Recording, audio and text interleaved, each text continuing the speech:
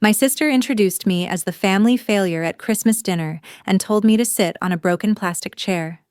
Her boyfriend's reaction changed everything in seconds, because what she didn't know was about to destroy her. My name is Lauren, and I am 32 years old. For most of my life, I have been the family disappointment, not because I failed at anything, but because I succeeded quietly while my younger sister Vanessa succeeded loudly. Vanessa was the golden child, the one with the prestigious degree, the fancy job title, the Instagram perfect life. She worked in commercial real estate and never let anyone forget it. My parents worshipped her. Every family dinner became a celebration of Vanessa's latest achievement, her latest promotion, her latest anything. What they did not know was that I was a real estate mogul. Not just successful, but powerful.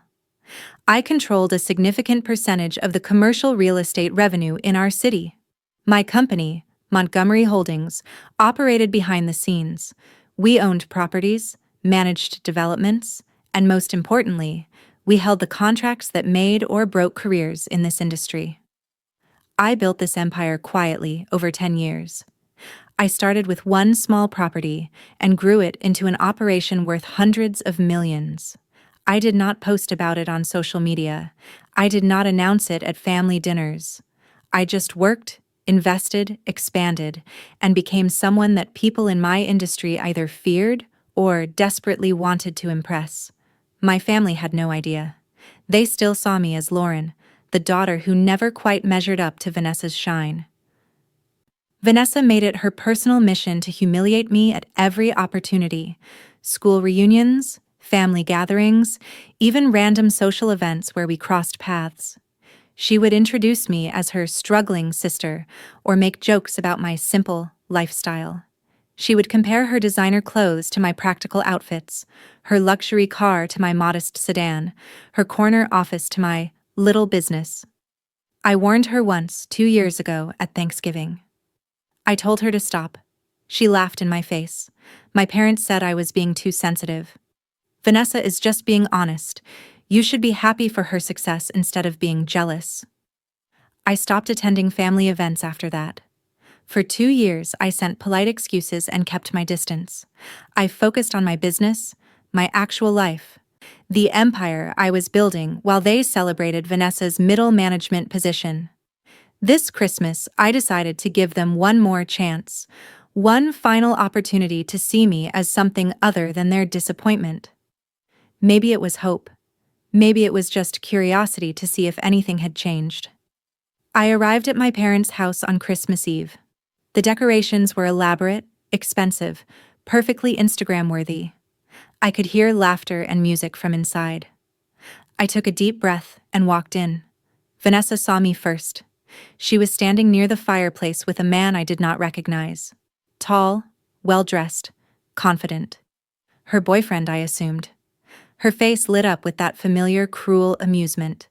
She grabbed the man's arm and pulled him toward me. "Everyone, look who finally showed up." Her voice carried across the room. "This is my older sister Lauren, the family failure. She finally decided to grace us with her presence." The room went quiet. Some guests looked uncomfortable. My parents said nothing, just watched with those neutral expressions that meant they would not defend me. Vanessa was not finished. She pointed to a broken plastic chair sitting in the corner of the dining room, its seat cracked and faded. "Lauren, why don't you sit over there? I think it suits you better than the nice chairs. We saved it special for you." A few people laughed. Nervous, unsure laughter, but laughter nonetheless. I stood there, looking at that broken chair, at my sister's smug face, at my parents' silence, at the room full of people who were either entertained or mortified by this moment. I had given them one last chance. They had chosen humiliation. What happened next took exactly 3 seconds. 3 seconds that would destroy my sister's entire world. Vanessa's boyfriend went completely still, his face drained of color so fast I thought he might faint. Then he moved, physically pushing Vanessa away from him, stepping back like she had suddenly become toxic. "Ms. Montgomery?" His voice was barely a whisper. The room was silent. Every eye turned to watch this strange reaction. He bowed. Actually bowed. A deep, respectful bow, right there in my parents' living room. Ms. Montgomery, I had no idea you would be here. I apologize for not greeting you properly. Vanessa stared at him like he had lost his mind. Marcus, what are you doing? That is just my loser sister. Get up. Marcus ignored her completely. He straightened and looked at me with something close to reverence. It is an honor to see you, ma'am. I hope you are having a pleasant evening. My mother found her voice first. I'm sorry. Who do you think Lauren is? Marcus turned to address the room, his voice clear and professional. This is Lauren Montgomery, the Lauren Montgomery. She owns Montgomery Holdings, one of the largest real estate operations in the city. My firm has been trying to secure contracts with her organization for 3 years. The silence deepened. I could see my father's face processing this information, the confusion turning to disbelief. Lauren does not own anything, Vanessa said, her voice sharp but with a thread of uncertainty now. She has some small business. Marcus, you are confused. I am not confused. Marcus's tone went cold. Montgomery Holdings controls approximately 40% of the commercial real estate revenue in this city. Ms. Montgomery is one of the most powerful people in our industry. My sister opened her mouth and closed it. My mother sat down heavily on the couch. Marcus turned back to Vanessa, and I saw the exact moment his professional mask fell into place. The warmth he had shown me vanished, replaced by ice. Vanessa, effective immediately, you are terminated from your position at my firm. What? Vanessa's voice cracked. You cannot be serious. Because of some misunderstanding about my sister? This is not a misunderstanding. Marcus's words were precise, final. 3 months ago, my company secured the Riverside Development contract, the largest deal in our firm's history. That contract came through Montgomery Holdings. Every major success our company has had in the past 2 years traces back to Ms. Montgomery's organization. He paused, letting that sink in. I could see Vanessa's face going through stages of realization, each one more horrifying than the last. I hired you to strengthen our connection to this family, thinking it might improve our relationship with Montgomery Holdings. Instead, you have just publicly humiliated my most important benefactor. I cannot have someone with such catastrophically poor judgment on my team. You are done. Marcus, please. Vanessa's voice was desperate now. I didn't know. How was I supposed to know? That is precisely the problem, he replied. You never bothered to know anything about your own sister. My father stood up, trying to take control of the situation. Now wait just a minute. This is a family matter. You cannot just fire our daughter because of some family dynamics you don't understand. Marcus looked at him coolly. Sir, with respect, I can and I have. My relationship with Vanessa is now terminated, both professionally and personally. I cannot risk my career or my company's future on someone who treats people this way. I watched this unfold with a strange sense of detachment. I had not planned this. I had not told Marcus who I was or asked him to do anything. This was simply the natural consequence of Vanessa's actions finally meeting reality. I walked over to Marcus and placed my hand briefly on his shoulder. Thank you for the respect. It is noted and appreciated. Then I walked out of my parents' house without another word. No goodbyes, no explanations, no dramatic speeches. I just left. I drove straight to the marina, got on my private yacht and told the captain to take us out for 48 hours. I switched off my phone and poured myself a glass of wine as the city lights faded behind us. For 2 days, I had perfect silence, perfect peace, the ocean, the sky, and finally, blessed freedom from a family that had never seen me. When I turned my phone back on 48 hours later, it exploded. 347 missed calls. Over 500 text messages. My phone actually froze trying to load them all. I sat on the deck of my yacht and started scrolling. The messages painted a complete picture of the chaos I had left behind. From my mother, first 6 hours. Lauren, what just happened? Call us immediately. This is insane. From my father. Your sister is devastated. You need to come back and fix this. Explain to that young man that this is a family misunderstanding. From Vanessa, 12 hours in. You bitch. How could you do this to me? You ruined my life. Call me now. Then the tone shifted. 24 hours after I left, the messages became desperate. Mother. Lauren, please. Vanessa lost her job. Marcus dumped her. People are calling us. You have to help her. She's your sister. Father. This has gone too far. Yes. Vanessa was rude, but you are destroying her life. What kind of person does that to family? Vanessa. I'm sorry, okay? I'm sorry. I didn't know. Please call Marcus. Please fix this. I have bills. I have payments.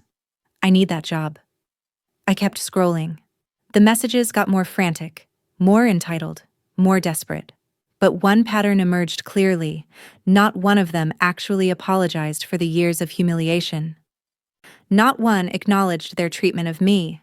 They were only sorry now because of consequences. I opened my laptop and checked my industry news feed. The story had spread fast. Real estate executive dumps girlfriend after she insults major industry player. No names in the article, but everyone in our circles knew exactly who it was about. Marcus had sent me a formal email, professional, apologetic, requesting a meeting to ensure no damage to our business relationship. I responded with equal professionalism. His quick action had actually impressed me. His contracts were safe, but there were other consequences I had not anticipated. Vanessa's name was quietly circulating on the industry blacklist.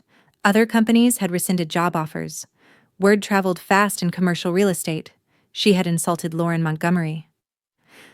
That was career suicide. My parents' social circle was distancing from them. Mutual acquaintances were calling me, apologizing for past slights at gatherings, trying to get back in my good graces. I read one final message from my father. You gave your sister one chance at that dinner. She made a mistake. But you didn't give us any chances. You just destroyed everything. We're your family. Doesn't that mean anything? I typed one response and sent it to the family group chat. I gave you all one last chance. You chose a plastic chair. Enjoy the consequences of your choices. Do not contact me again. Then I blocked all 3 numbers. 2 weeks later, I was in my office finalizing the details on the largest commercial development deal in the city's history. $800 million, my company's biggest project yet. The view from my office showed the skyline I had helped build, the properties I owned, the empire I had created while my family called me a failure. My assistant knocked on the door. Your parents have been calling the main line. They say it's urgent. Something about your sister's situation. I did not look up from my contract. They're not on the approved contact list. Block the main line number they're using. Understood. She paused. Also, your yacht is ready for next week. The month-long Mediterranean itinerary you requested. Perfect, thank you. After she left, an email notification popped up. My father, from a new email address he must have created just to reach me. Subject: Please, we need to talk. Body: Vanessa is struggling. The incident at Christmas destroyed her reputation. She cannot find work. She is drowning in debt.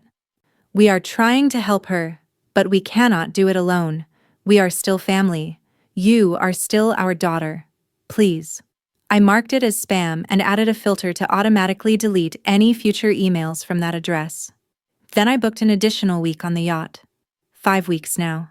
I had earned it. My phone buzzed one more time. A text from a blocked number getting through somehow. How can you be so heartless to your own family? I looked at that message for a long moment. Then I replied with 2 words. Watch me. Some people teach you that family is everything. Others teach you that peace is worth more than their approval.